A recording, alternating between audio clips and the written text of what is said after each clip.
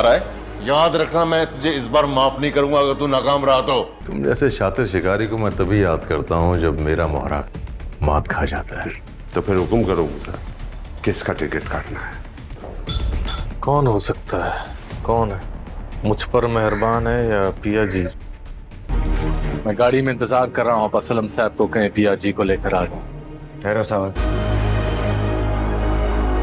हमारे जो पेरेंट्स होते हैं ना, वो हमारे आइडल्स की तरह होते हैं, और जब हमारे आइडल्स में दरार आ जाए ना, तो मूसा अपनी इस बेइज्जती का बदला जरूर लेगा और अपनी नेक नामी और शराफत को साबित करने की हर मुमकिन कोशिश करेगा। ये स्क्रीन पे जो आप हसीन और मासूम पिया असलम की तस्वीर देख रहे हैं, ये असल में इतनी मासूम है नहीं।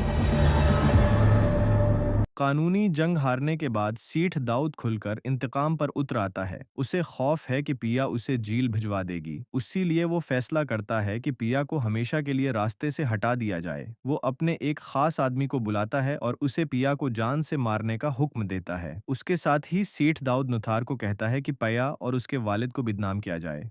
नुथार सोशल मीडिया पर पिया की तस्वीरों के साथ झूठी खबरें वायरल कर देता है कि पिया लड़कों को अपने जाल में फंसाकर बर्बाद करती है। देखते ही देखते ये झूठ इतना फैल जाता है कि न्यूज़ चैनल्स पर भी यही खबरें चलने लगती हैं।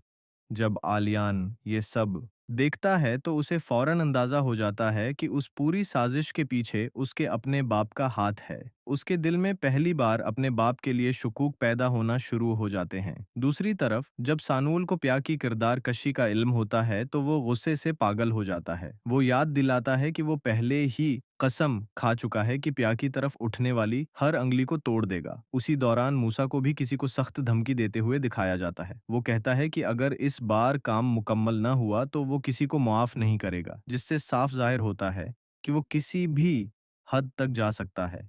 इधर इस्लम साहब अपनी बेटी प्या से एक बार फिर मुआफ़ी मांगते हैं और उसे सेठ दाऊद के खतरनाक इरादों से आगाह करते हैं। पिया अपने वालिद को मुआफ़ कर देती है और अहद करती है कि अब वो दोनों मिलकर अपनी माँ को इंसाफ दिलवाएंगे और मूसा को नहीं छोड़ेंगे। जब सेठ दाऊद को एहसास होता है कि नुसार अपना काम ठीक से नहीं कर सका, तो वो शदीद गुस्से में आ जाता है। वो नसार का गरिबान पकड़कर उसे धमकियां देता है। ये मंजर आलियार खुद देख लेता है। अपने बाप को इस हाल में देखकर आलियार की सोच मुकम्मल तौर पर बदलने लगती है और अब उसे प्या की बातें सच लगने लगती हैं कि उसका बाप वाकई वैसा नहीं जैसा वो समझता रहा। आने वाली किस्त में एक तरफ प्या की जान को शदीद खतरा है तो दूसरी तरफ आलियार सच के करीब आता जा रहा है, जबकि इंतकाम और टकराव अपनी अंतहा की तरफ बढ़ रहे हैं।